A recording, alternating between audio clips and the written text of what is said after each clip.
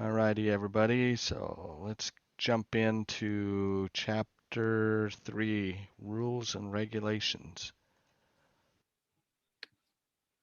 So the important thing here is Part 97 is covered. So be sure to get your printer going and print that out for fun reading. ARRL.org/part-97-text. You can find it there. So tonight we're going to cover Chapter 3, Rules and Regulations, Operating Regulations, Frequency Privileges, Restrictions on Station Operation, Location and Antennas, Local, Remote, and Automatic Station Control, Amateur Satellite Rules, Service Rules, and Rules for Exams and Volunteer Examiners, Auxiliary Stations, Power Amplifier Certifications, Spread Spectrum Requirements, and non-US Operating Agreements. 72 questions in 22 pages. So the first section that we're going to go through is 1.1 with 13 questions, and it'll cover page 3.1 to 3.5. Move this out of the way a little bit more. Yes, sir. Um, I can hear you, and apparently, like now, you can hear me. But my video is not getting through. I don't know why I'm not seeing you. When I clicked on the URL for this site, it immediately took me to this thing, and I didn't have a chance to input the meeting ID or the other thing that's there that I can't remember now. Okay. What was your name again? I'm sorry. Joe Joe. Kiola. Joe, can I work with you after at the end of this meeting, and I'll work with you on the phone and make sure that we get your issues resolved? Okay, that would be fine. Okay. Okay, I'm gonna go ahead and mute you again, and well, actually, we're gonna be doing the test questions, so yeah, everybody can unmute and just give me A, B, C, or D for the answers. A. I didn't say the question yet. Oh, sorry. Okay, which of the following carrier frequencies is illegal for lower sideband AFSK emissions on the 17-meter band RTTY? Oh, and then I clicked it and it gave you the A. So you are correct. 18.068 is the correct answer there. When I've got somebody talking in the background, and okay. When using a transceiver that displays the carrier frequency of phone signals, which of the following display frequencies represents the lowest frequency at which a properly adjusted lower sideband emission will be totally within the band? A, the exact lower band edge. B, 300 hertz above the lower band edge. C, 1 kilohertz above the lower band edge. Or D, 3 kilohertz above the lower band edge. D. D is in Delta. Correct. What is the maximum legal carrier frequency on the 20-meter band for transmitting upper sideband AFSK digital signals having a 1 kilohertz bandwidth? A, 14.070, B, 14.100, C, 14.149, or D, 14.349 megahertz? C. C is the correct answer, 14.149. And the key thing here was it was talking about the 1 kilohertz bandwidth And its upper sideband. and upper sideband. So you need to go down one kilohertz in there. Well, I think the key And it's also CW. was that there was AFSK. See, they threw D in there. I kind of screwed up. That's the end of the band. The end of the AFSK digital band stops at 150, whereas phone does 350. So D is kind of a trick answer. So beware of that. That's the real key, I think, on this one. Yeah. Good catch. Yeah. With your transceiver displaying the carrier frequency of phone signals, you hear a DX station calling CQ on 3.601 megahertz lower sideband. Is it legal to return the call using lower sideband on the same frequency? A, yes, because the DX station initiated the contact. B, yes, because the displayed frequency is within the 75 meter phone band segment. C, no, the sideband will extend beyond the edge of the phone band segment. D, no, U.S. stations are not permitted to use phone emissions below 3.610 megahertz. C. Charlie. Charlie is correct. No, because the sideband would extend beyond the edge of the phone band segment. What is the maximum power output permitted on the 60 meter band? A, 50 watts PEP effective radiated power relative to an isotropic radiator. B, 50 watts PEP effective radiated power relative to a dipole. C, 100 watts PEP effective radiated power relative to the gain of a half-wave dipole. Or D, 100 watts PEP effective radiated power relative to an isotropic radiator. C. Charlie is correct. And it's actually 200 watts, but the half-wave dipole throws you for a loop there. Right? Uh, Can you explain that? What do you mean by 200 watts? Repeat that. Isn't the affected radiated power on 60 meters 200 watts PEP? But if you're looking at isotropic, so that's kind of a curveball. Daniel, Or am I help. wrong?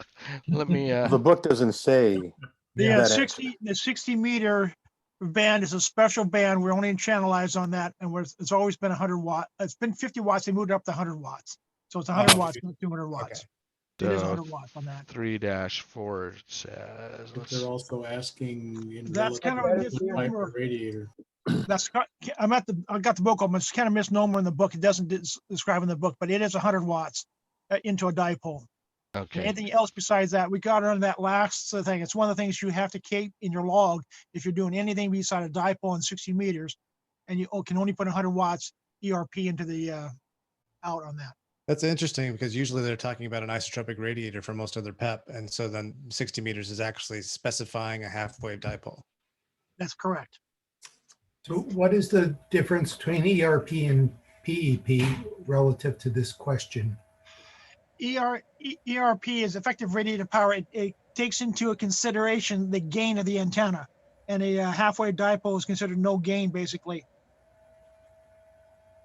Okay. PEP is the power out of the radio.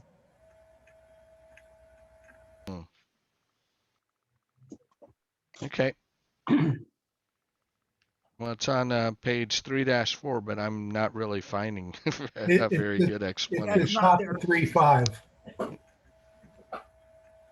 Top of 3-5. Thanks, Hal. And to be clear, the difference between an isotropic radiator is a gain of 1, that's the standard, and then a half-wave dipole would actually be 164, or equal of 2 dB gain. So they're not equivalent. Yeah, okay. I mean, generally a vertical and a half-wave dipole because I've considered the same, but it's in the rules that we got from the ITU on their conferences that we can only do 100 watts into a dipole, and the FCC adopted that. Right. I'm just saying that you want to make sure there's a difference between the gain of a half-wave dipole and an isotropic. Oh yeah, that's a 2.1. Yeah. Right. So, Just correcting what you said earlier, Dan. That's all. So yeah, I did see it in the book on page 3-4 under special restrictions.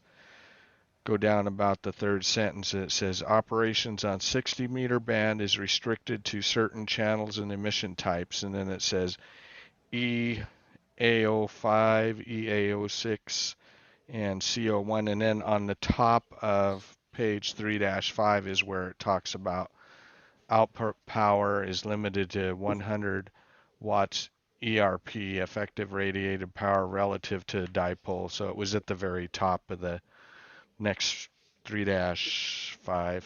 Got it. So that's the main difference then if you're looking at that question, and they're throwing you a curveball by saying isotropic in one of the answers and the dipole on the other answer. Yeah. Alrighty. And yes, I have the recording going. Okay, so next question. Where must the carrier frequency of a CW signal be set to comply with FCC rules for 60-meter operation? A, at the lowest frequency of the channel. B, at the center frequency of the channel. C, at the highest frequency of the channel. Or D, on any frequency where the signal sidebands are within the channel. Bravo. Bravo is correct, at the center frequency of the channel. Because now, if you're using phone, you're 2.8 kilohertz wide, and you're the bottom of the upper sideband signal is right at the center. But on CW, you're in the center of it. okay. What is the maximum power permitted on the 2200 meter band? A, 50 watts PEP. B, 100 watts PEP. C, 1 watt EIRP, effective isotropic radiated power. Or D, 5 watts EIRP, equivalent isotropic radiated power. C. C is correct, 1 watt EIRP. Except in some parts of Alaska, what is the maximum power permitted on the 630 meter band? A, 50 watts PEP. B, 100 watts PEP. C, 1 watt EIRP. Or D, 5 watts EIRP. D. D. Delta. D is correct, delta, 5 watts EIRP.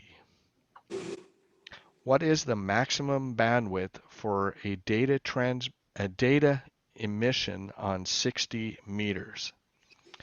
A, 60 hertz. B, 170 hertz. C, 1.5 kilohertz. Or D, 2.8 kilohertz. D. Delta. D, delta, 2.8 kilohertz. What is the at what level below a signal's mean power level is its bandwidth determined according to FCC rules? A, 3 decibels. B, 6 decibels. C, 23 decibels. Or D, 26 decibels. D. Delta. D. D. D, delta is correct, 26 decibels. On what portion of the 630 meter band are phone emissions permitted? A, none. B, only the top 3 kilohertz. C, only the bottom 3 kilohertz, or D, the entire band? D, delta. D. D, delta is correct, the entire band. What notifications must be given before transmitting on the 630 meter or 2200 meter bands? A, special endorsement must be requested from the FCC.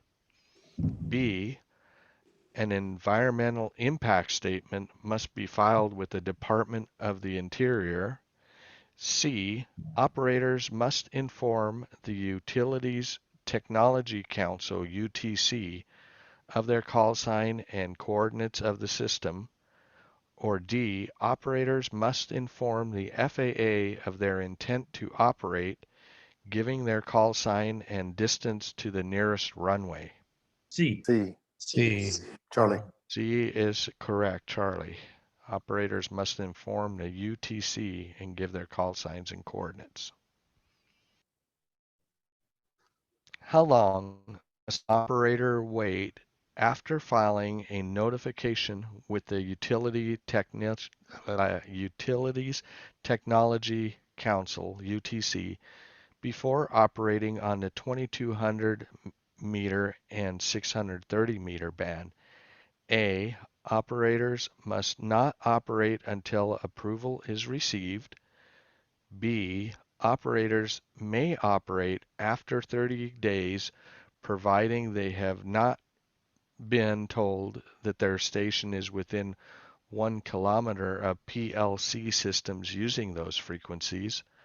C, operators may not operate until a test signal has been transmitted in coordination with the local power company. Or D, operations may commence immediately and may continue unless interference is reported by the UTC. Bravo. B. B. B. Baker is corrector.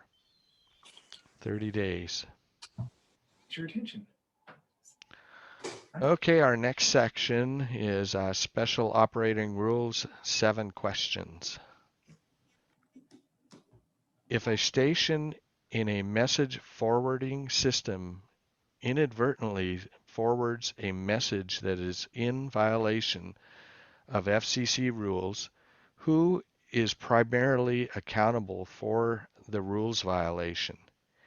A, the control operator of the packet bulletin board station.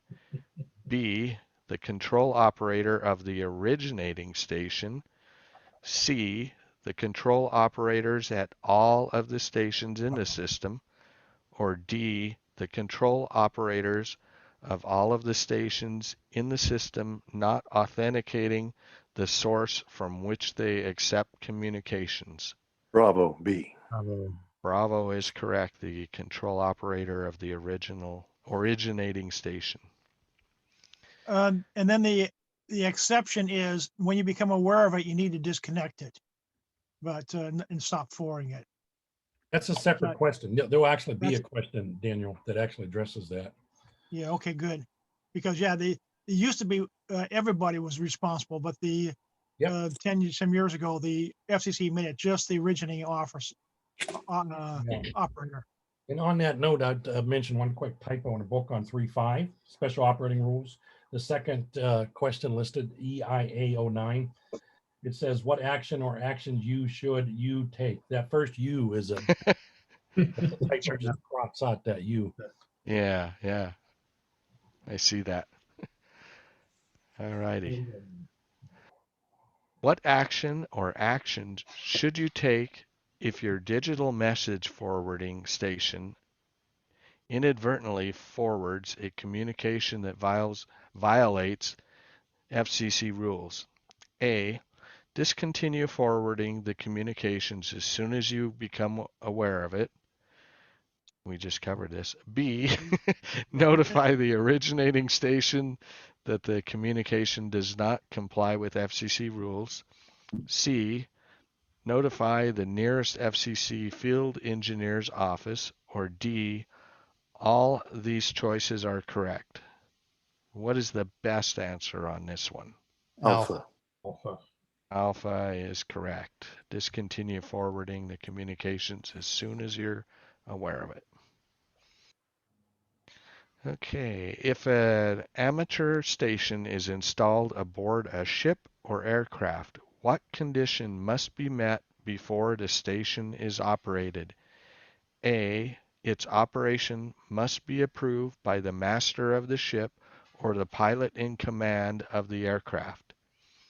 B, the amateur station operator must agree not to transmit when the main radio of the ship or aircraft is in use.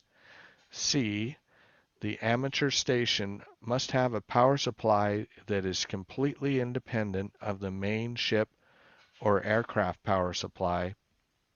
Or D, the amateur operator must have an FCC marine or aircraft endorsement on his or her amateur license.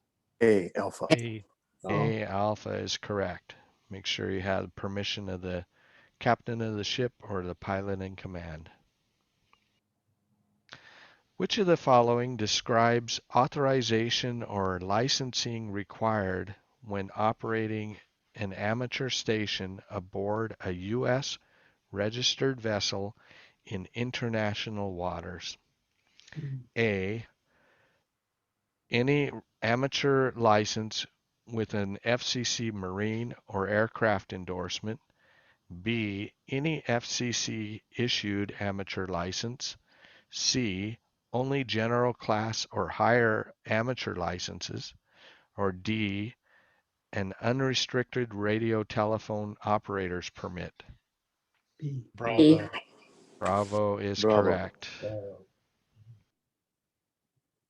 Who must be in physical control of a station apparatus of an amateur station aboard any vessel or craft is documented or registered in the United States?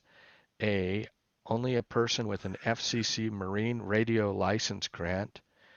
B, any person holding an FCC issued amateur license or who is authorized for alien reciprocal operation. Or C, only a person named in an amateur station license grant. Or D, any person named in an amateur station license grant or a person holding an unrestricted radio telephone operator permit. Bravo. Bravo. Bravo is correct. Any person holding an FCC issued amateur license or is authorized for alien reciprocal operation is correct. And we only have one alien reciprocal operation license we recognize, and that's Canadian. So if you have Canadian? Canadian on the, yeah, Canadian. I can't, whether someone with a Canadian license can operate that, is what it's saying. Okay.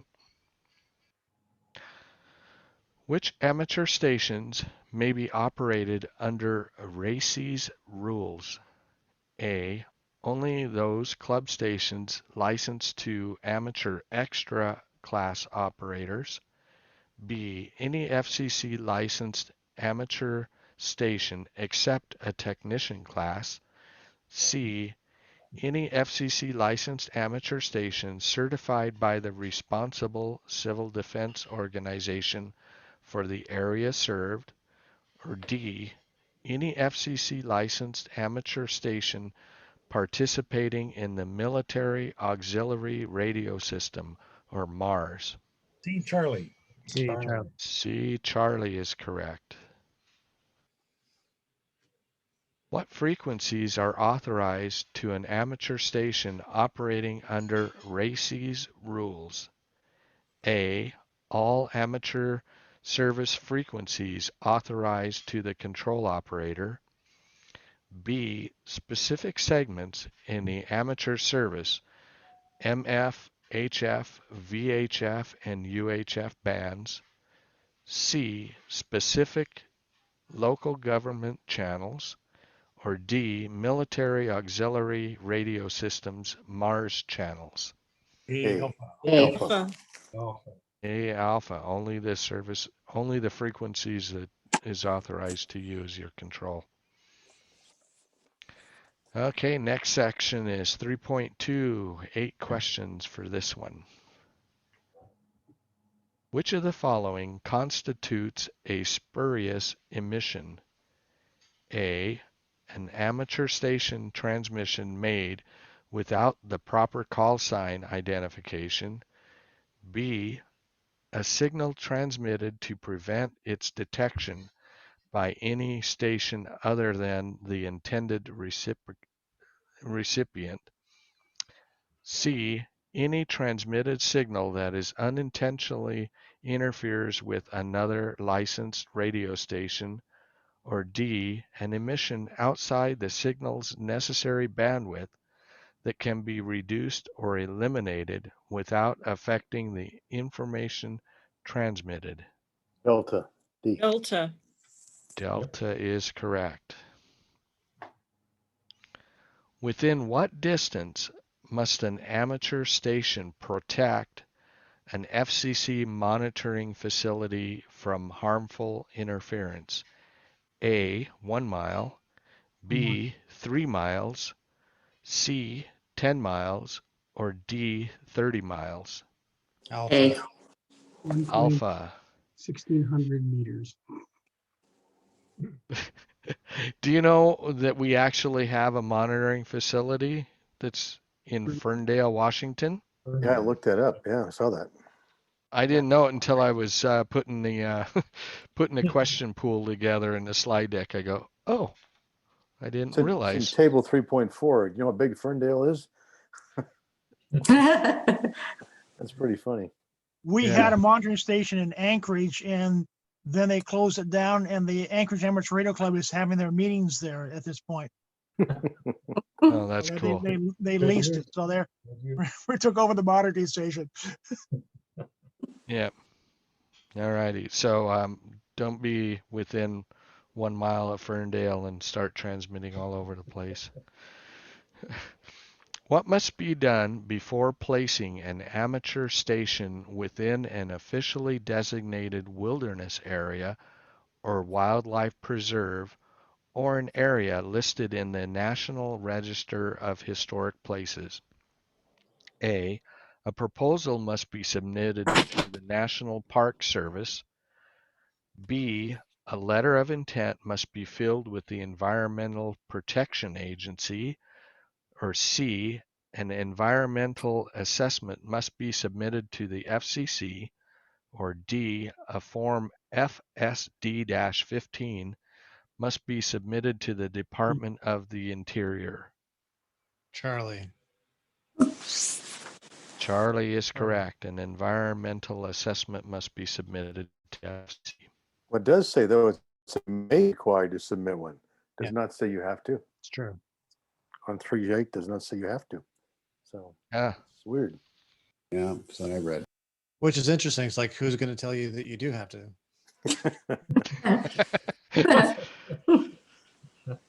All righty. Which of the following additional rules apply if you are installing an amateur station antenna at a site at or near a public airport? A, you may have to notify the Federal Aviation Administration and register it with the FCC as required by Part 17 of the FCC rules. B, you must submit engineering drawings to the FAA. Or C, you must file an environmental impact statement with the EPA before construction begins. Or D, you must obtain a construction permit from the Airport Zoning Authority. A. Alpha. Alpha is correct. Aren't there specific height limitations to make that correct? Yeah, I think that's It's nuanced. another question, though. Yeah, Yeah. that's actually covered in another question. Mhm. No higher than 200 feet over ground. And then it goes down at a slope. To what type of regulations does a PRB-1 apply? A, homeowners association. B, FAA tower height limits. C, state and local zoning. Or D, the use of wireless devices in vehicles. B. C. State Oh. municipal zoning, yeah. Local, yeah, Charlie, local zoning and state zoning. And on the homeowners association, the Parity Act has to be reintroduced into Congress because it didn't pass the last session on that. I was talking to Monty Simpson, our ARL section manager for Western Washington about that about 2 weeks ago. So they're planning to reintroduce that and hopefully get it through. So the homeowners association will be under the same requirements of PRB1 reasonable accommodation. Okay.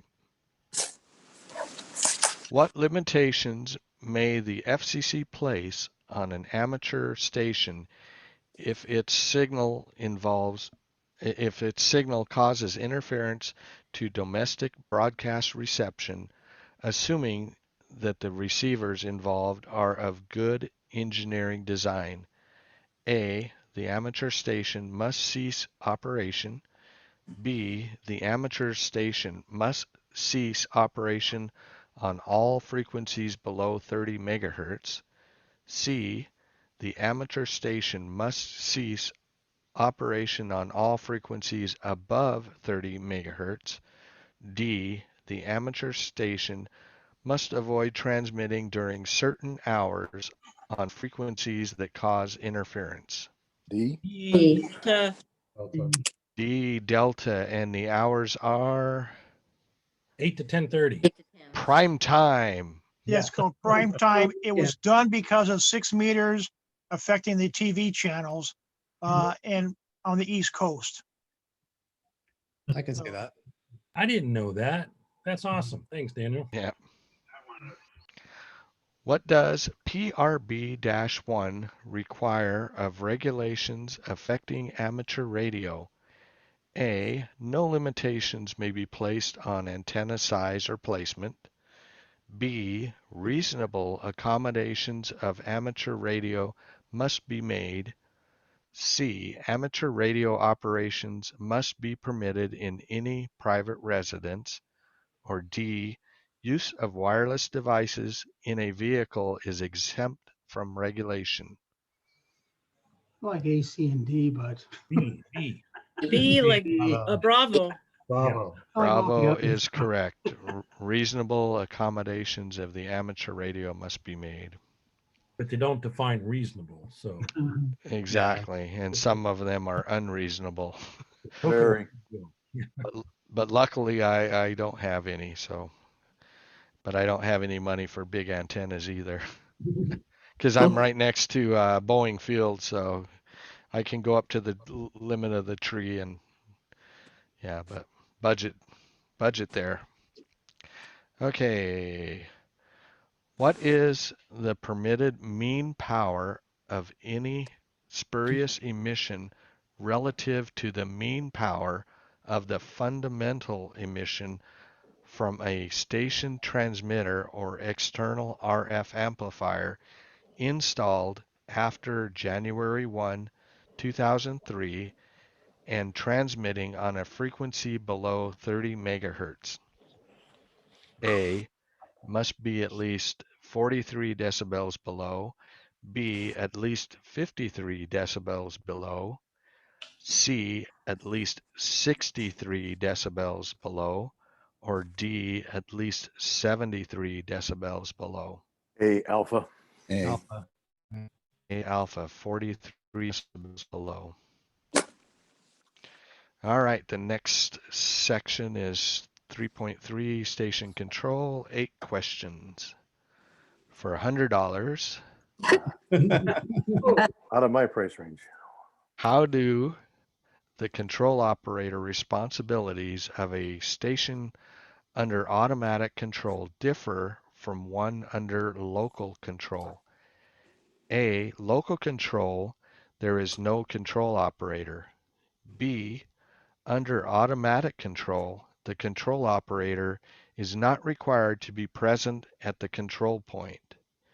C, under automatic control, there is no control operator. D, under local control, a control operator is not required to be present at the control point. Delta. Oh boy, don't you just love those detractors? It's Baker.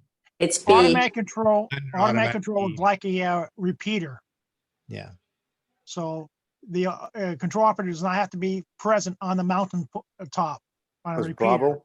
It's So B. Bravo. Bravo, yeah. Bravo Because is it's the correct automatic answer. control. Yep.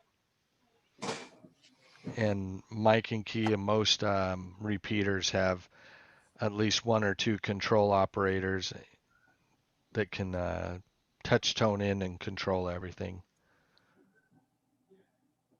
When may an automatically controlled station originate third-party communications? A, never. B, only when transmitting RTTY or data emissions. C, when agreed upon by the sending or receiving station. Or D, when approved by the National Telecommunication and Information Administration. Bravo. A. A is the correct answer here. Yeah. Never. What is the maximum permissible duration of a remotely controlled station's transmission if its control link malfunctions? A, 30 seconds. B, 3 minutes. C, 5 minutes. Or D, 10 minutes. B. Bravo is correct. 3 minutes. But the Mike and Key has a 2-minute limit. We can shorten that time frame, but we're required to be able to shut the repeater off within 3 minutes. We can shorten it. Sometimes it's 90 seconds, sometimes it's 60, but we can shorten it, but we have to be able to shut it off in 3 minutes. What is the definition of telemetry? A, one-way transmission of measurements at a distance from the measuring instrument. B, two-way transmissions in excess of 1,000 feet. C, two-way transmissions of data. Or D, one-way transmission that initiates, modifies, or terminates the functions of a device at a distance. Alpha. A. Alpha. Alpha. Alpha is correct. Which of the following is required in the identification transmissions from a balloon-borne telemetry station? A, call sign. B, the output power of the balloon transmitter. C, the station's 6-character Maidenhead grid locator. Or D, all these choices are correct. Alpha. Alpha is correct, the call sign. What must be posted at the station location of a station being operated by telecommand on or within 50 kilometers of the Earth's surface? A photocopy of the station license. B, a label with the name, address, and telephone number of the station licensee. C, a label with the name, address, and telephone number of the control operator. Or D, all these choices are correct. Delta. D. B. Delta is correct. All of these are required. What is the maximum permitted transmitter output power when operating a model craft by telecommand? A, 1 watt. B, 2 watts. C, 5 watts. Or D, 100 watts. Alpha. Alpha. A. Alpha is correct, 1 watt max. Not I'm D. surprised they don't have a quarter watt, which is what everybody else has to comply with if they don't have an amateur license. We have 4 times the power. That's one reason if you're flying drones, why you want to have your amateur radio license so you can put out that 1 watt. It also makes sure you have better control of your craft too. Yeah. Makes sense. That's a different topic, but how do you get radios that can do 1 watt for RC cars now, especially with the spread spectrum? Yeah, good question for Modify them. We're hackers. Yeah. Build your own. Yep. Yeah. Which of the following amateur stations may transmit one-way communications? A space station, beacon station, or telecommand station. B, a local repeater or linked repeater station. C, a message forwarding station or automatically controlled digital station. D, all these choices are correct. A alpha. A alpha. A alpha, a space station, beacon station, or telecommand station. We have a beacon station in our area.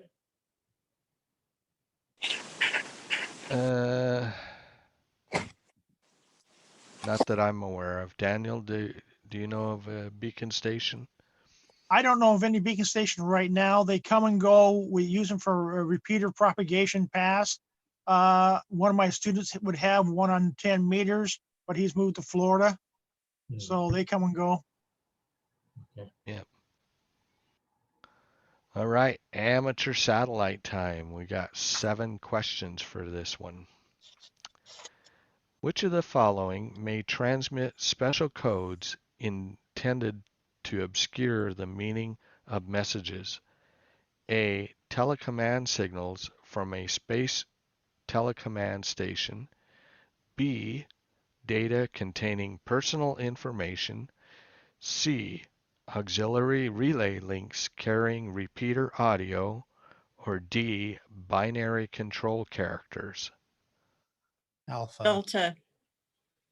Alpha is the correct telecommand signals from a space telecommand station, and you definitely don't want to mess with any of those because you could Crash the satellite. crash the satellite or you make it inoperable. So that's why they allow that. What is a space telecommand station? A, an amateur station located on the surface of the Earth for communication with other Earth stations by means of Earth satellites.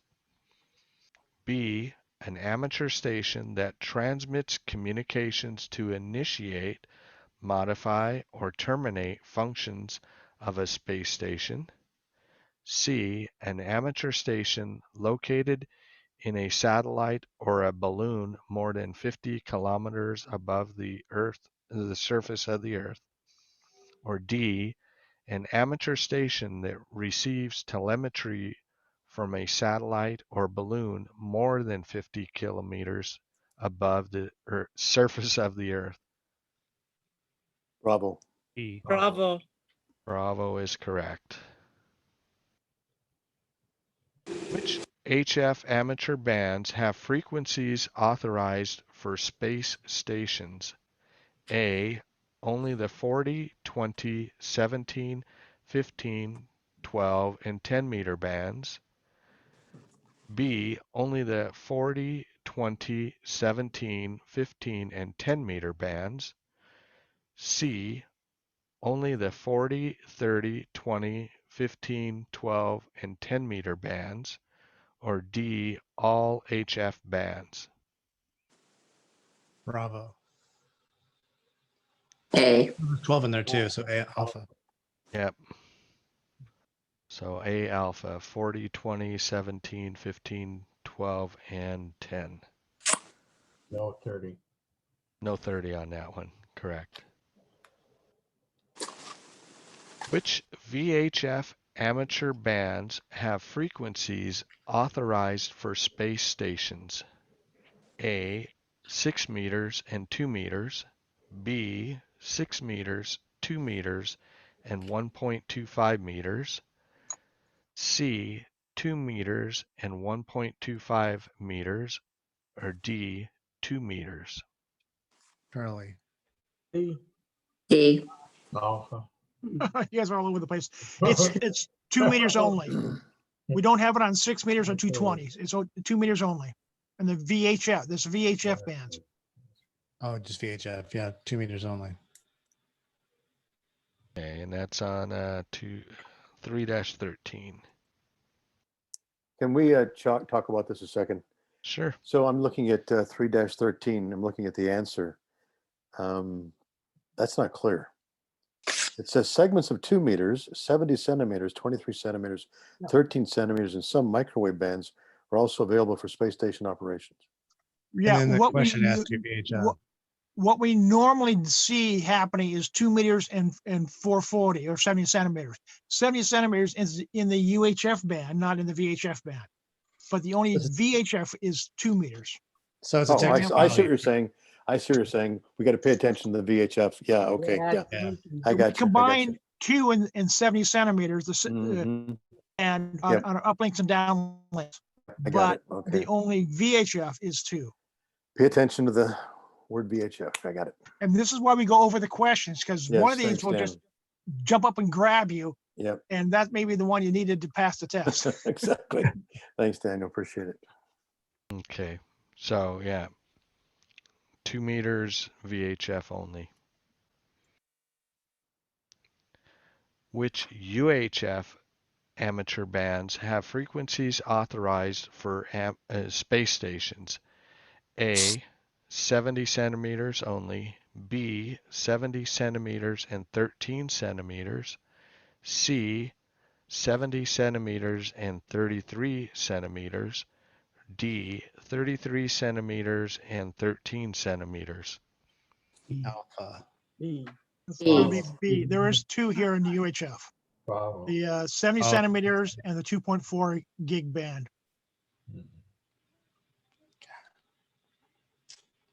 Okay.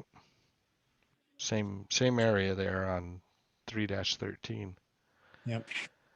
Which amateur stations are eligible to be telecommand stations of space stations subject to the privilege of the class of operator license held by the control operator of a station? A, any amateur station designated by NASA. B, any amateur station so designated by the space station licensee. C, any amateur station so designated by the ITU. Or D, all of the choices are correct. D. Bravo. Bravo. Bravo is the correct. Any amateur station so designated by the space station licensee. Which I was going to say that's confusing. When you think of space station, you think of NASA, not the fact That's their goal, to confuse you. Yes. Yeah. A satellite is a space station. Right. Right.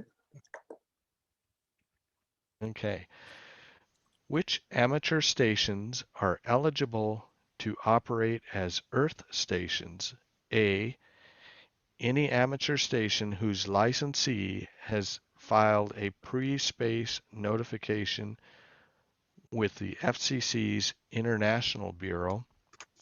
B, only those of general, advanced, or amateur extra class operators. C, only those of amateur extra class operators. Or D, any amateur station subject to the privilege of the class of operator license held by the control operator. D. Delta. Delta. Delta is correct. Okay, your fun stuff for volunteer examiner program, 12 questions. Can I interrupt for a second and ask a quick question about Sure. wording?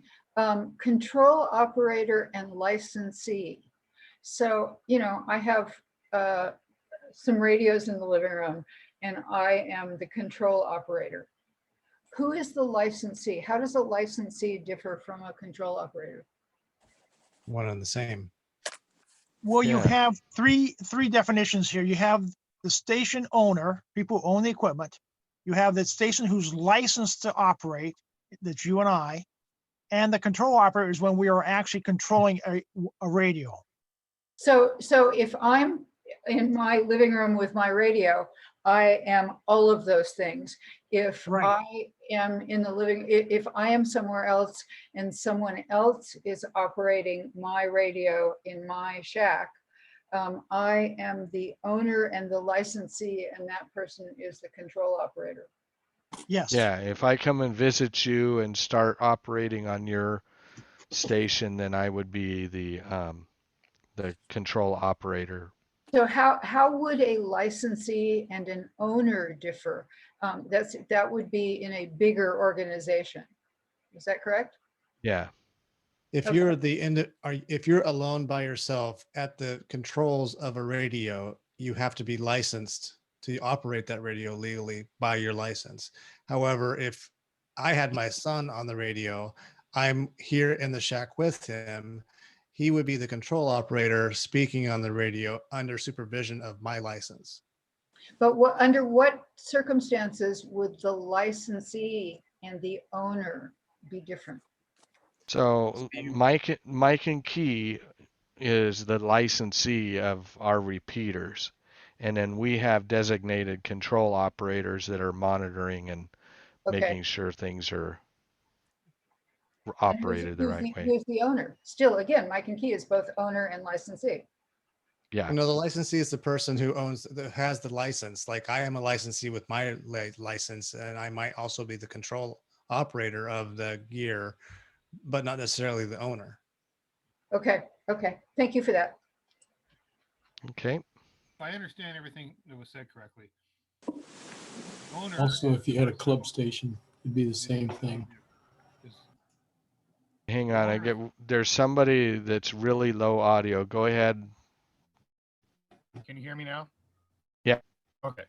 So the owner is the person that owns the gear, which doesn't even mean necessarily licensed. The licensee is the person who's licensed to operate. Now, if that person is at somebody else's house operating somebody else's equipment, they're still the licensee, correct? I mean, the licensee isn't based on who owns the gear. It's who's licensed to actually operate. Right. Yeah. Right. And then the control operator is the person that's actually physically at the machine or remotely operating the machine, right? Right. And that's why I made the distinction, because you can be a licensee, but not the control operator. And the control operator may not be licensed as long as they're under the supervision of a licensed operator. Right. So in the example of the Mike and Key, the K7 LED repeater, Mike and Key is the licensee, regardless of who's operating it, correct? Correct. Yes. Oh, they're the owner. Yeah, and they're also the owner. And then the control operator would be the person that's actually operating the net or, you know, whatever. Or operating. Yeah. So With repeater, it gets a bit different because the repeater is owned and licensed by the owner. So that's a club repeater call, right? So the repeater has the call sign, which is the club call. Yeah, and so that would be the only case in which the operator that has a license is not the licensee. Is it conceivable that the owner could be unlicensed? Sure. You can own an amateur radio gear and not be licensed. I can own a ham radio in my house and not have a license to operate it, but my wife could operate it. Right? I mean, Okay. There is no restriction on who can buy the gear. It's just who can operate it. Okay. Right. I appreciate that. I'm sure there's not a question, but I was hanging up on that. So thank you. Yeah. I mean, I know back in the day, Radio Shack used to not sell gear to non-licensed people, but they don't exist anymore, so it doesn't matter. I think that's still the case with some vendors. I think some vendors won't sell to you if you don't have a call sign. And Yeah, will HRO sell to non-licensed people? Radio Shack, when they were still in business and were selling radio gear, they would not sell to somebody that didn't have a license. If it was Radio Shack is back now, but they're a shell of their former selves. Yeah, I don't really consider them back. The brand is back. Yes, the brand is back, but they're not back. And Radio just like band radio equipment? I don't remember that.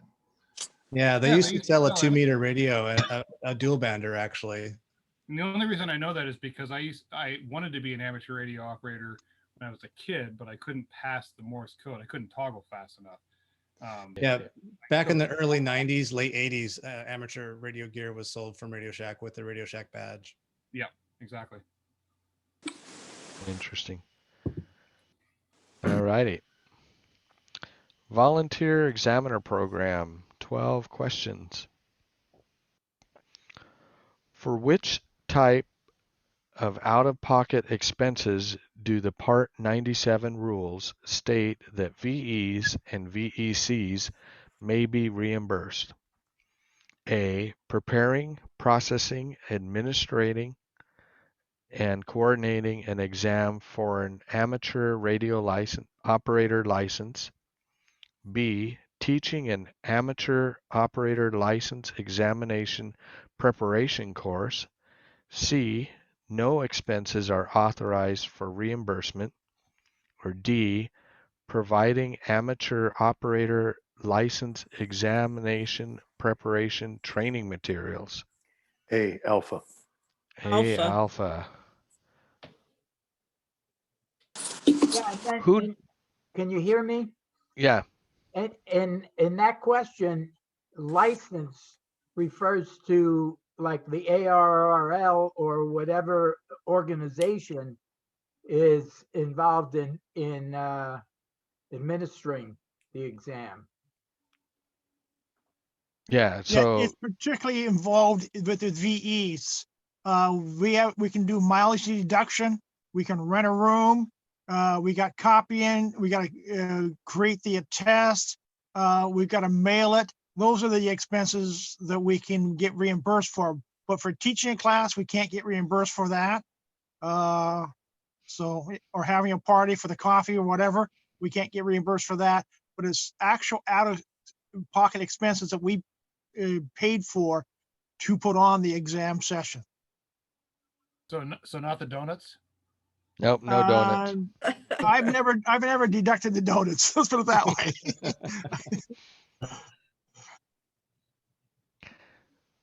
Who does Part 97 task with maintaining the pools of questions for all U.S.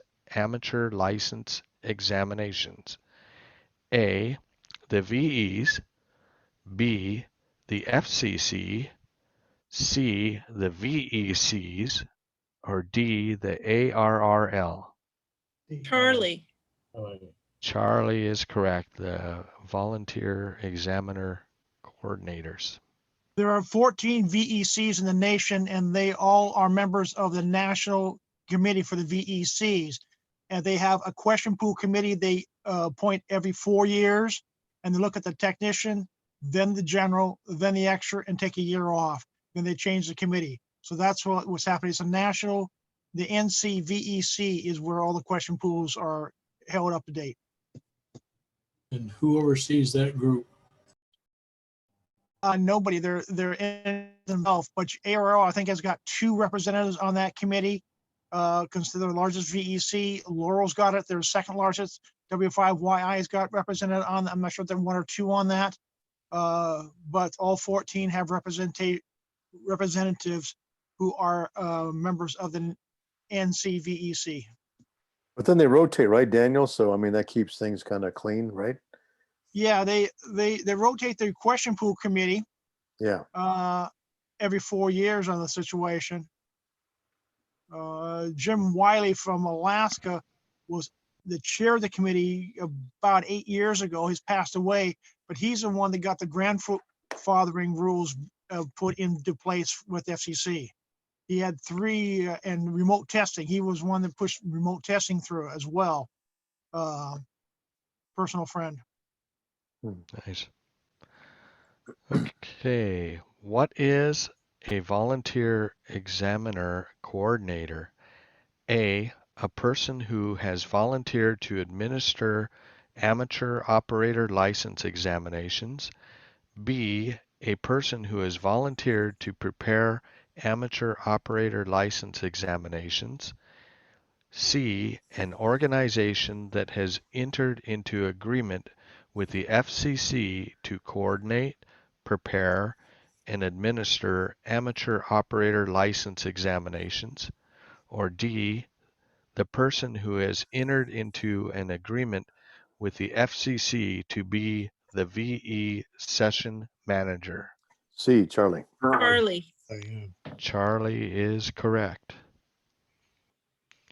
Which of the following best practices describes the volunteer examiner accreditation process?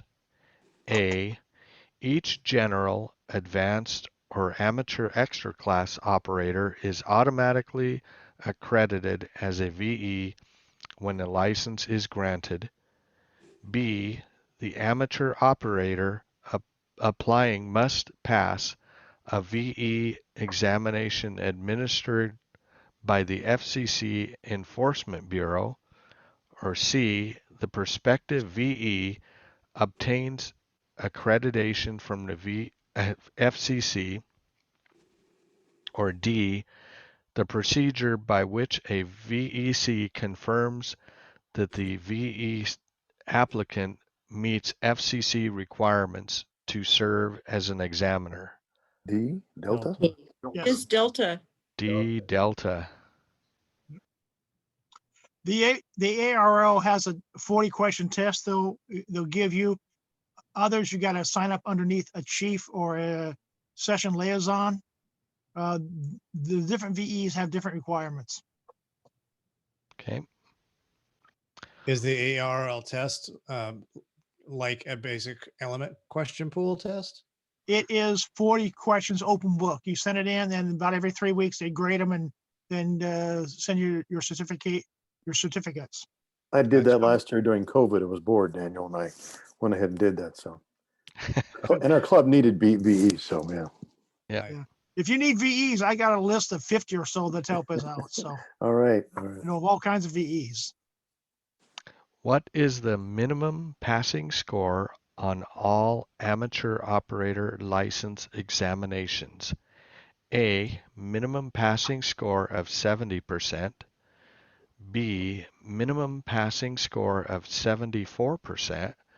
C, minimum passing score of 80%. Or D, minimum passing score of 77%. Bravo. Oh. Bravo is correct, 74%. Who is responsible for the proper conduct and necessary supervision during an amateur operator license examination session? A, the VEC coordinating the session. B, the FCC. C, each administering VE. Or D, the VE session manager. Charlie? Charlie.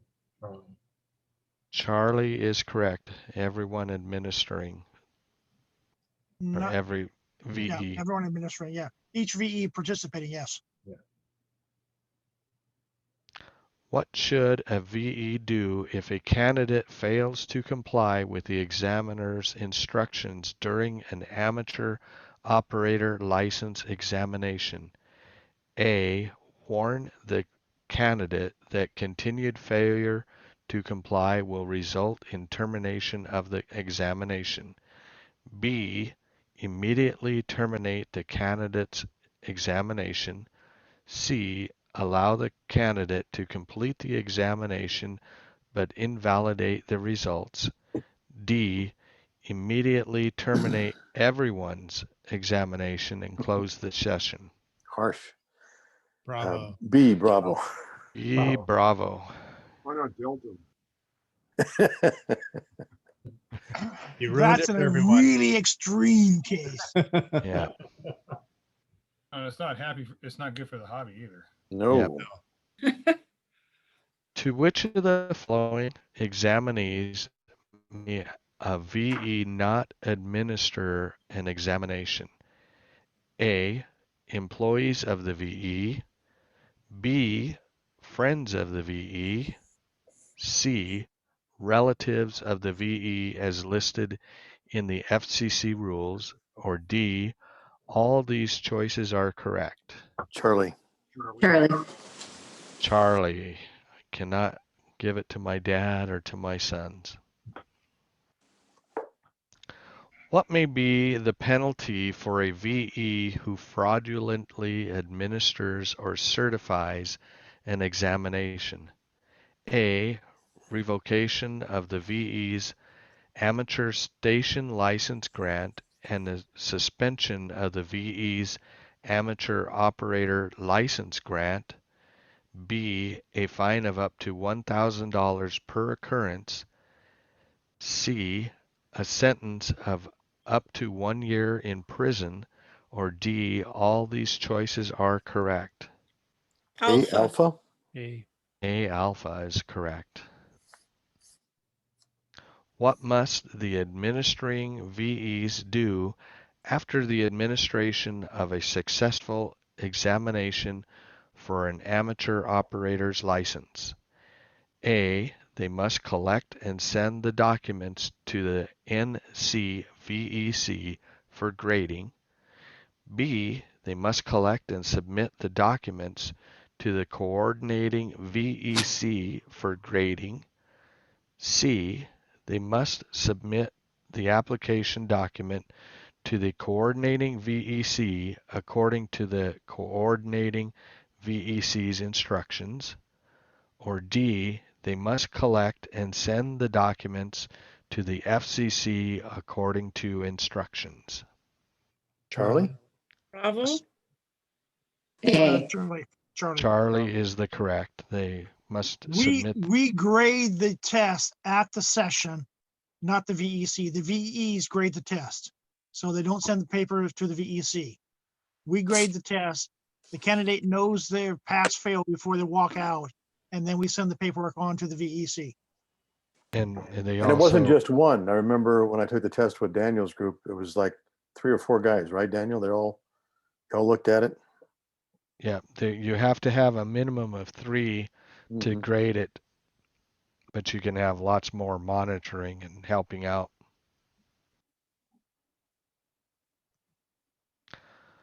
What must the, Question, because I'm a session manager, I'll regrade it before I send the paperwork off to the VEC. So sometimes there's 4 graders on that test. If I have a question, I regrade them. okay. What must the VE team do if an examinee scores a passing grade on all examination elements needed for an upgrade or new license? A. Photocopy all examination documents and forward them to the FCC for processing. B. 3 VEs must certify that the examinee is qualified for the license grant and that they have complied with the administering VE requirements. C. Issue the examinee a new or upgrade license. Or D. All these choices are correct. Bravo. Bravo is correct. 3 VEs must certify. What must the VE team do with the application form if the examinee does not pass the exam? A. Return the application document to the examinee. B. Maintain the application form with the VEC records. C. Send the application form to the FCC and inform the FCC of the grade. Or D. Destroy the application form. A alpha. The application form is the NCVEC 605. And generally that has like a social security number or that on it. It goes back to the candidate. Mm. We don't keep their Privacy. 605. Privacy information. Yeah. Yeah. We keep the test information, but not the 605. Mhm, mhm. Okay. Holy moly, is that an eye chart or what? Nope. Contrary to popular thoughts, it's actually our last section But holy moly, look at this. 17 questions all over the. Okay. Who may be the control operator of an auxiliary station? A, any licensed amateur operator. B, only technician, general, advanced, or amateur extra class operators. C, only general, advanced, or amateur extra class operators. Or D, only amateur extra class operators. Bravo. Alpha. Bravo. The correct answer What? is Bravo. It's not including novice, but novice doesn't exist anymore. Yeah. Oh, yeah, that question is kind of tricky. That's Yep, a second it is. question. I don't like that. It is. I agree. Yeah. Who wrote that? Novice isn't even a valid license anymore. Why is this even? The question Really? number? What's the number of the question? E1F10. And E1F10. What? E1F10. Echo 1 Foxtrot 10. Page 318. So is it not possible for there to be a novice license out there anymore? Have they all expired at this point? There there is is still- novice license if the people keep it up with a less than 1.5%. It's real small group at this point and doing it all the time. But what this basically says, you have to be a technician or higher to be a control operator. And this is what we use the auxiliary station for. It's like a remote receiver for a repeater. Right. Okay. Yeah. So because of the fact that it's still possible to have a novice operator out there, then I guess that it is. Yeah, so it's on page 3-18, miscellaneous rules, auxiliary stations, and it's almost it's the very last sentence of that first paragraph. wow, that's really. It says control operators of auxiliary stations must hold a technician, general, advanced, or extra class license. And it's right next to the E1F10.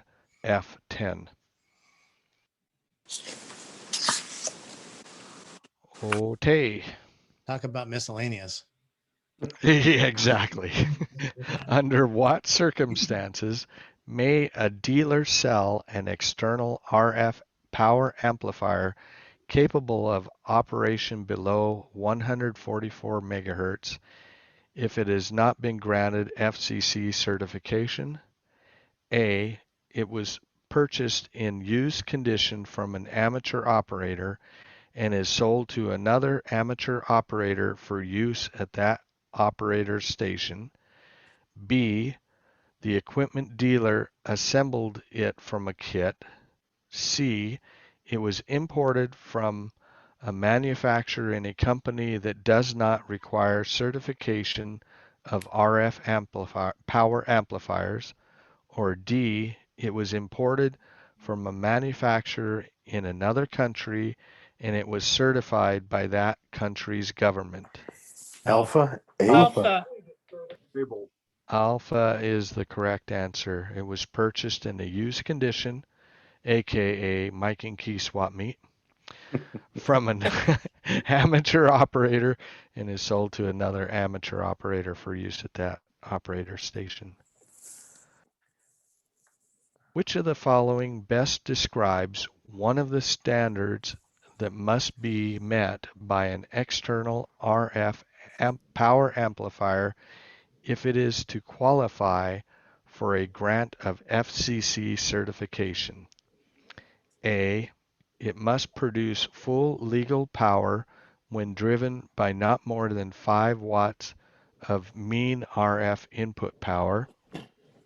B, it must be capable of external RF switching between its input and output networks. C, it must exhibit a gain of 0 dB or less over its full output range. Or D, it must satisfy the FCC's spurious emission standards when operated at the lower of 1500 watts or its full output power. Delta? Delta. Delta? Delta is the correct answer. What must the control operator of a repeater operating in the 70 centimeter band do if a radio location system experiences interference from that repeater? A. Cease operations or make changes to the repeater to mitigate the interference. B. File an FAA NOTAM, notice to airmen, with the repeater's system's ERP, call sign, and 6-character grid locator. C. Reduce the repeater antenna HAAT, the height above average terrain. Or D. All these choices are correct. Alpha. Alpha is correct. Which of the following geographic descriptions approximately describes line A? A, the line roughly parallel to and south of the border between the US and Canada. B, a line roughly parallel to the west of the US Atlantic coastline. C, a line roughly parallel to and north of the border between the US and Mexico. Or D, a line roughly parallel to and east of the US Pacific coastline. Alpha. A. Alpha is correct. And we are in Seattle are within that line. Basically, it's 50 miles south of the Canadian border. Amateur stations may not transmit in which of the following frequency segments if they are located in the contiguous 48 states and north of line A? A, 440 megahertz to 450 megahertz. B, 53 megahertz to 54 megahertz. C, 222 megahertz to 223 megahertz. Or D, 420 megahertz to 430 megahertz. Delta. Delta. Delta is correct. 420 megahertz to 430 megahertz. What is the National Radio Quiet Zone? A, an area in Puerto Rico surrounding the Arecibo Radio Telescope. B, an area in New Mexico surrounding the White Sands Test Area. C, an area surrounding the National Radio Astronomy Observatory. Or D, an area in Florida surrounding Cape Canaveral. C. Charlie. Charlie. So A shouldn't anymore. shouldn't they get rid of A? Well, it still exists. Yeah, good point. It's gone. Yeah. Well, I mean, Yeah. it's there, but it's non-functional. So, I mean, Yep. there's no point in it even being. Got rid of itself. Yeah, Yeah. exactly. There is still a monitoring station there. There is still Oh, a is there? monitoring station Yeah. there, yes. Oh, okay. Yep, they still have equipment that didn't get destroyed, but They don't have their antenna, but their equipment's still there, right? yeah. Which of the following types of communications may be transmitted to an amateur stations from foreign countries? A, business-related messages for nonprofit organizations. B, messages intended for users of the Maritime Satellite Service. C, communications incidental to the purpose of amateur service and remarks of a personal nature. Or D, all of these choices are correct. Charlie. Charlie. Charlie is correct. When may an amateur station send a message to a business? A, when the total money involved does not exceed $25. B, when the control operator is employed by the FCC or another government agency. C, when transmitting international third-party communications, or D, when neither the amateur nor his or her employer has a pecuniary interest in the communications. D, Delta. D, Delta is correct. Which of the following types of amateur station communications are prohibited? A, communications transmitted for hire or material compensation, except as otherwise provided in the rules. B, communications that have political content, except as allowed by the Fairness Doctrine. C, communications that have religious content. Or D, communications in a language other than English. A. Alpha is correct. Yeah, amateur radio is for political purposes, religious purposes, and jokes. I watch the jokes, and the religious things, we can't do music on it. So I'm not sure about that. Should be none of the above, yeah. Yeah, no. The for hire is definitely outlawed. Mm-hmm. Yeah, I think the key here is prohibited, not necessarily what's in,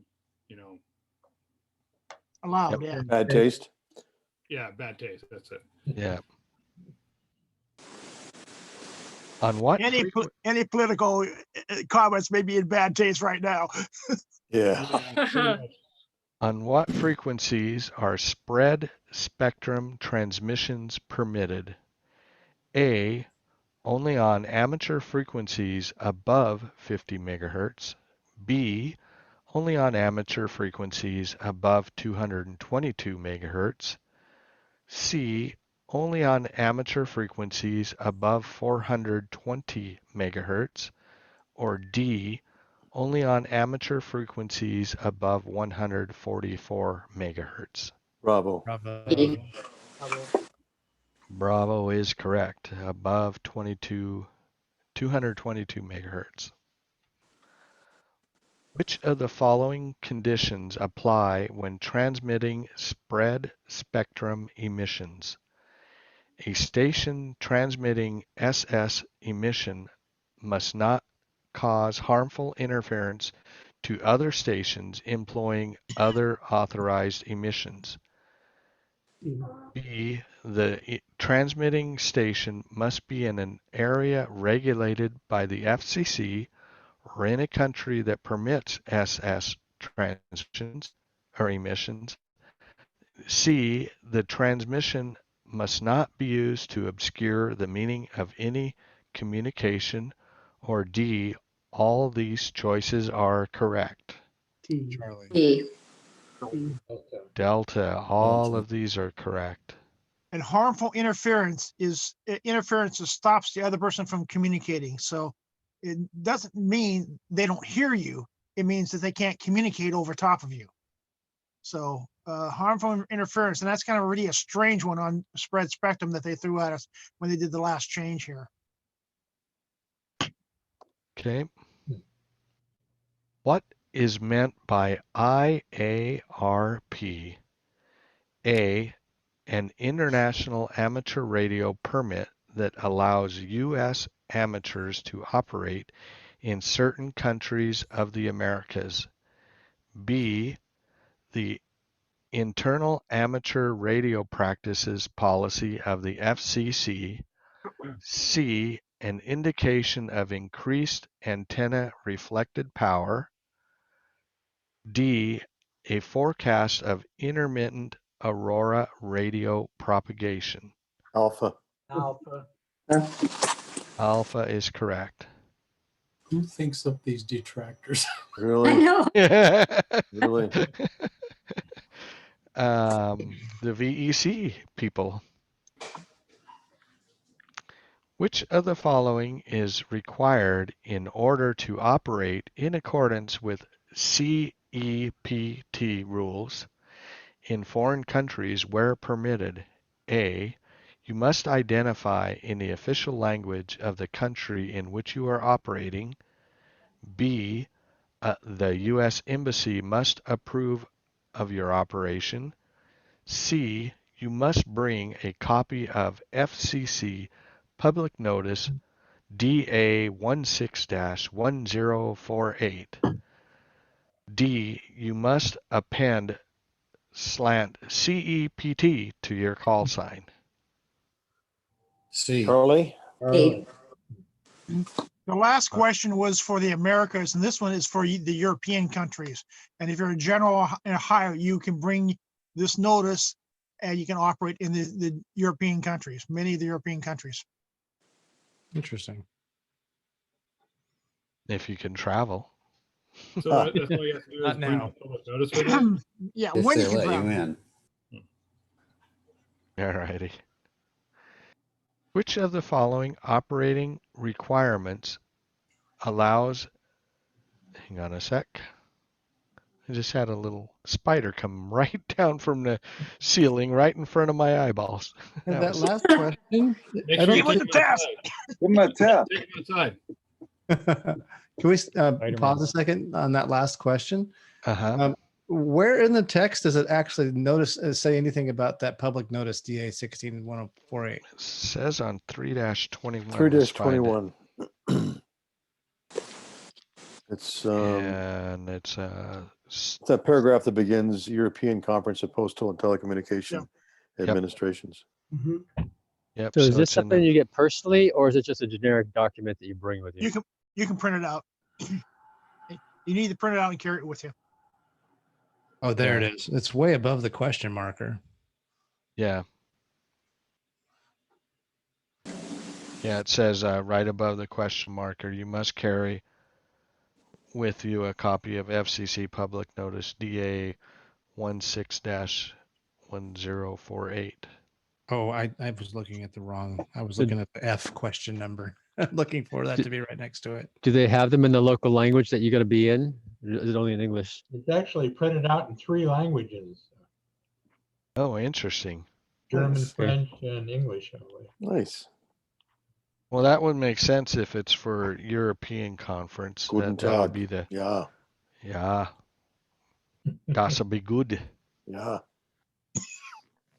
All righty. Which of the following operating arrangements allows an FCC licensed U.S. citizen to operate in many European countries and alien amateurs from many European countries to operate in the U.S.? A. CEPT agreement. B. IARP agreement. C. ITU reciprocal license. Or D. All these choices are correct. Alpha. Alpha. Alpha is correct. What privileges are authorized in the U.S. to persons holding an amateur service license granted by the Government of Canada? A. None. They must obtain a U.S. license. B. All privileges of the amateur extra class license. C. The operating terms and conditions of the Canadian amateur service license not to exceed U.S. amateur extra class privileges. D. Full privileges up to and including those of amateur extra class license on the 80, 40, 20, 15, and 10 meter band. Charlie.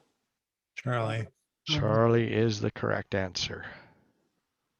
Now Canadians have 2 licenses, a basic and an advanced, but they also have a basic plus, which allows them to operate a repeater. And they have to have the advanced to do any experimentation and like that. Okay. There are 100 question tests, and they print them out when you're ready to take it. Their basic give them HF privileges or only VHF like our technician? It's basic technician. The basic plus will give you, I think, some HF privileges on that.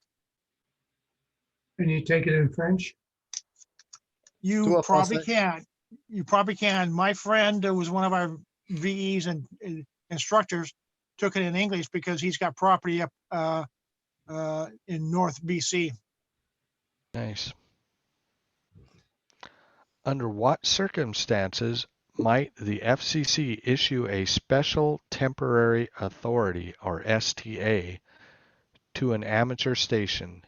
A, to provide for experimental amateur communications. B, to allow regular operation on land mobile channels. C, to provide additional spectrum for personal use. Or D, to provide temporary operation while awaiting normal licensing. Alpha. Alpha. Alpha is correct for experimental amateur Lot, communications. a lot of the spread spectrum stuff was STAs before they've finalized the rules. Recently, during the hurricanes, they had special temporary authorization to use Pactor 4 in the United States to handle traffic. Yeah. That's all, folks. It'd be nice if they let Pactor just be open. When we see the questions on the actual test, are the answers in the same order or are they mixed up? No, they're mixed up. They're mixed The- up. The words are going to be the same for A, and the disclaimer is going to be the same. The answers are going to be the same. The question words are going to be the same, but the A, B, C, and D, they can be mixed up. Yeah. Don't memorize letter B because it could flip around. And memorize the text of the answer. Memorize the text of the answer is the correct answer.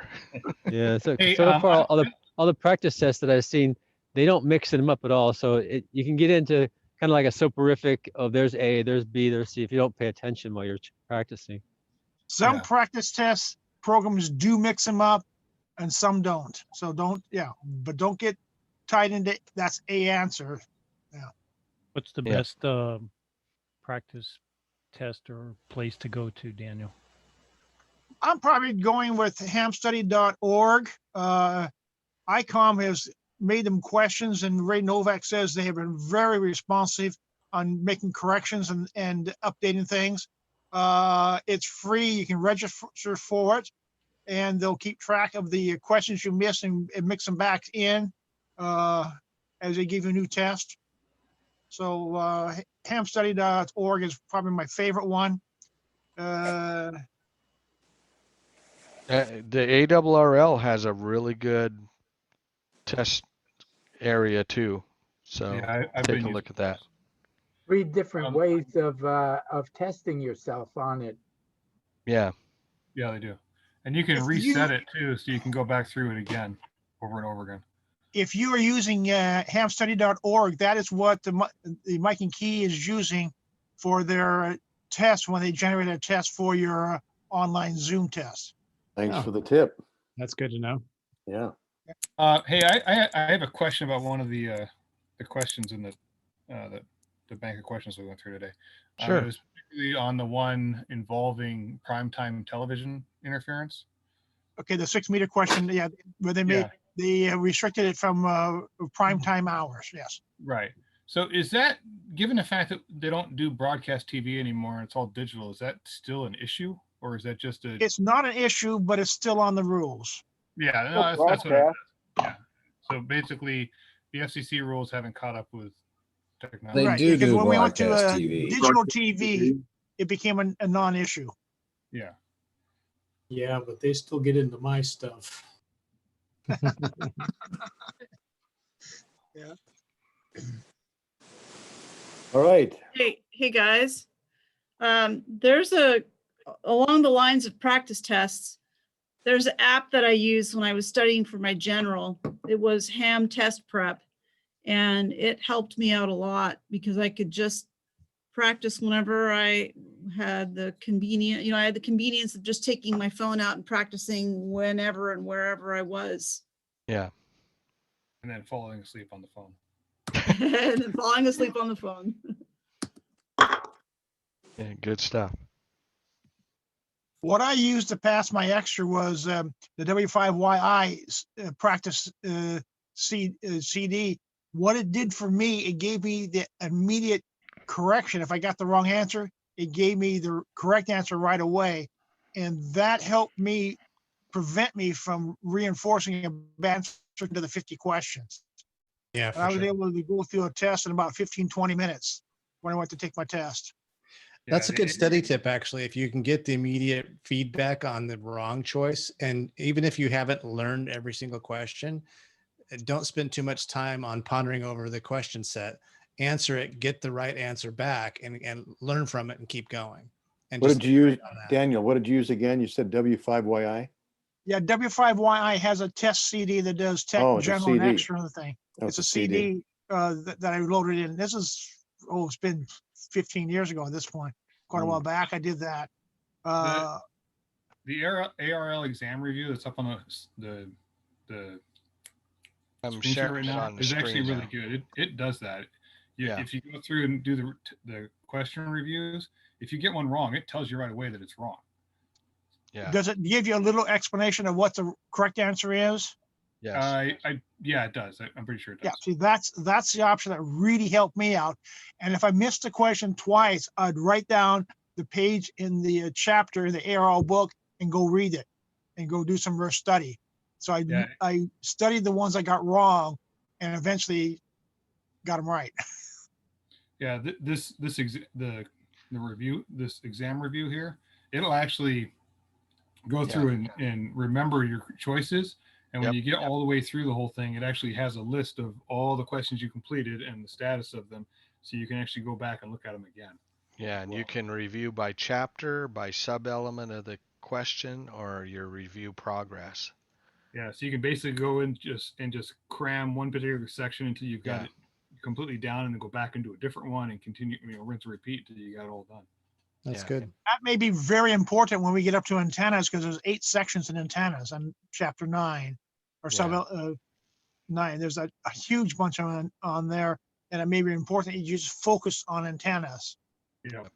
And it does let you clear and reset the questions down here too. I was really impressed by this new, because this wasn't here when I did the general and extra, but it's really good that you can do all of the sub elements if you want, or you can go by chapter of the book, which is kind of neat too. Yeah. So you can select questions from the different areas that we just did. And it's hosted on Google Cloud. Is it? Yeah, appspot.com is Google Cloud. It's GAE. Back to hamstudy.org that Daniel mentioned earlier. It also gives you the background information for all the questions. So if you, as you're going through the practice process, if you click the wrong answer, you can have it show you the correct answer, but then you can also click kind of in the corner of, it's almost like a flashcard. You click in the corner of the rectangular question area, and it flips it over and then gives you all of the background money out of the manual. Background info out of the manual. Which one was that? Was that? Hamstudy.org. Oh, okay. Yeah. So in the chat, I posted the ARRL one that we were looking at. Thanks. Any other thoughts or comments or questions? I have a quick question on the chapter coming up, chapter 4. It looks like I may have to go out and buy myself a scientific calculator. Yep. Or actually, you could use the Microsoft calculator and then go up to the top and click scientific. Yeah, pretty much all the operating systems have a built-in calculator that will do scientific calculations as well. Yeah, generally. So it's all right to use a soft calculator then during the test? They No, actually you- prefer those. Yeah, they'll have calculators available because they don't want anything that can connect to the internet. You Yeah, can that's go up here. Yeah, well, that's what I'm talking about. For during the actual test, I'll need a separate calculator. Yeah, if you're Well, using a Zoom test session, you need your own calculator. It does not have a memory. big program. Or you shouldn't use, and Scott won't let you use a programmable calculator. But a Yeah. scientific calculator, yes. Okay, You thank know, you. I hadn't They're even about thought $10. about I So didn't what- even think of it until What do you they just call a programmable calculator? How about an HP 15C? Is that considered programmable? I don't think it is. That's, I don't know. no, they're talking about the really high-end scientific ones. I Like guess So like like a TI-85. TI-84 or TI-89, you can't use those then? Not- TI-84? well, You cannot use any calculator that you can pre-program specific formulas in. All right, so I just to be thought clear, that you could as long as the examiner clears the memory before you take the test. But on a Zoom. well, how are you going to do that on the session- Zoom? Oh yeah, Zoom. how So can you, that's- just to be clear, you can or cannot use the calculator in your operating system during a Zoom test. So I took my tech on Zoom and they actually recommended using the one on the computer. Okay. That would Thanks, make the Sam. most sense, actually. It does make Zoom sense, is yeah. They can monitor that. Yeah, exactly. Yeah, the HP 15C is a high-end scientific programmable calculator. Rats. Yeah, so I actually have well, this is a couple of years ago. It was the highest end TI that they had out, and it was one notch down. You couldn't actually put in formulas for it to calculate for you automatically, but I could put notes in, and that's how I actually saved the formulas for my exams in college. Is I put them in my calculator, but yes. So I didn't have to memorize the formulas. I did that with my T85 back in the day too. Yeah. So what's the consensus here, Daniel? What are we allowed to use and what are we not allowed to use? Slide rule. A simple scientific calculator. I've asked that question on slide rules, by the way, and that is the session manager's choice whether he wants to do on that one.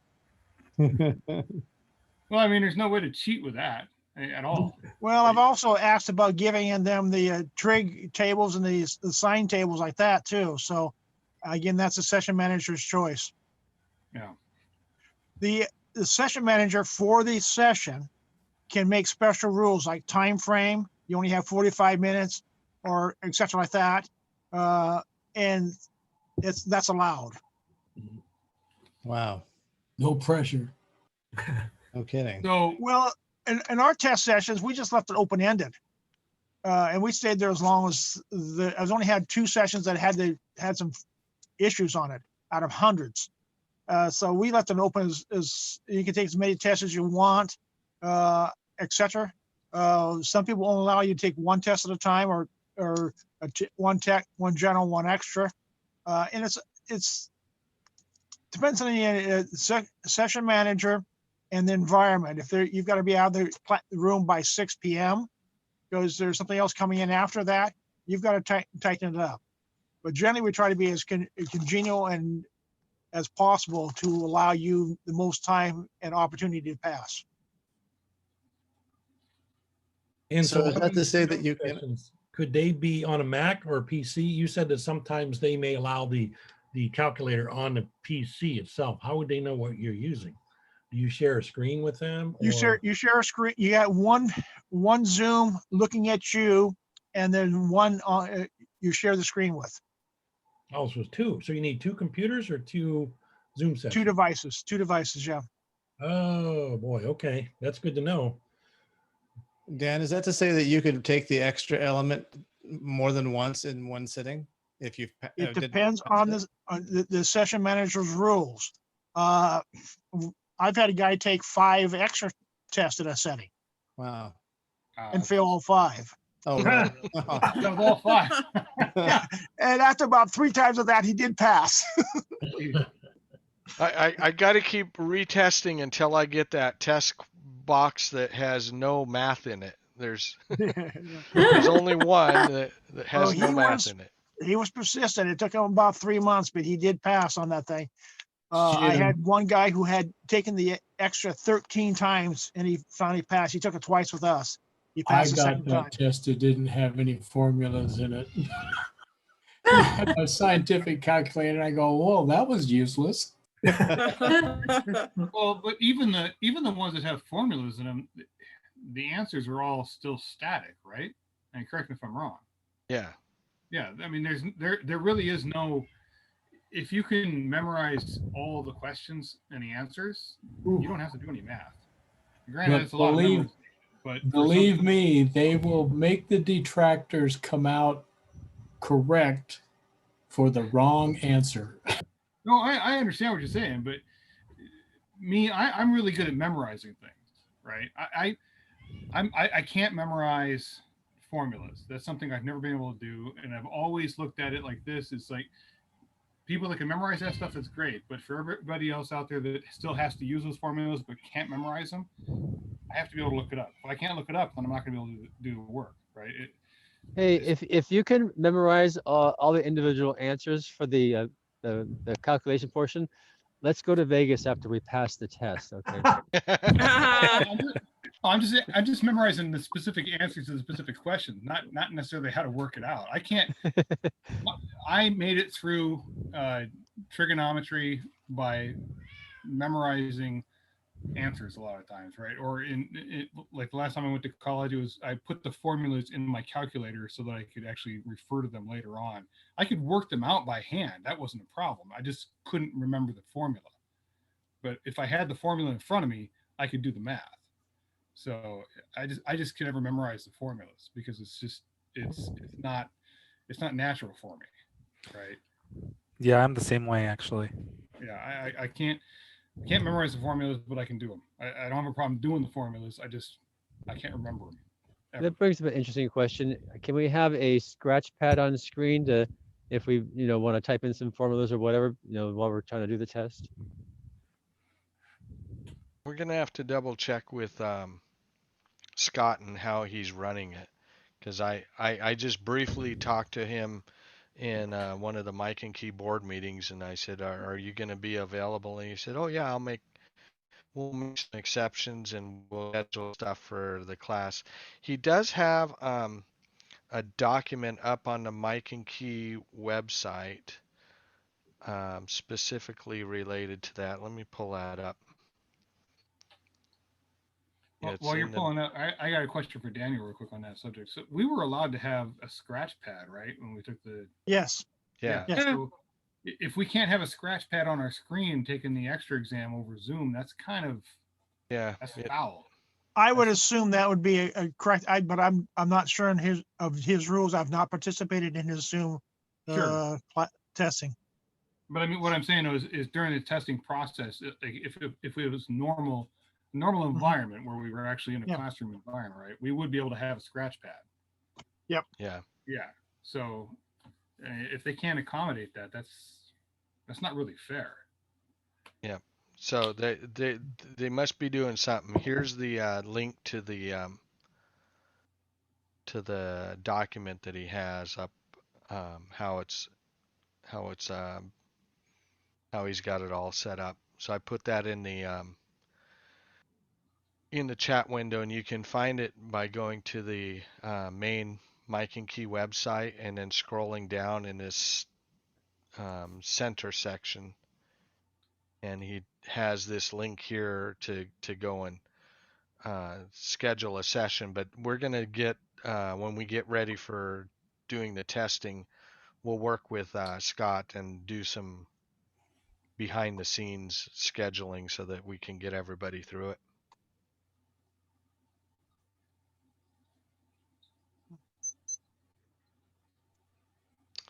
Okie dokie. We are right up on our 2 hour. I'm a minute and 30 seconds over. Any last minute questions, comments? So next week, chapter 4 only? Yeah, next week, chapter 4. And give yourself plenty of time because it has lots of fun stuff in there. And there's some pretty long videos to view. One thing I would suggest also is watch the videos before you read the book, because sometimes he'll go, Dave Kassler, KE0OG, he'll go over some key items and some like memory mnemonics and things to kind of help out in different areas.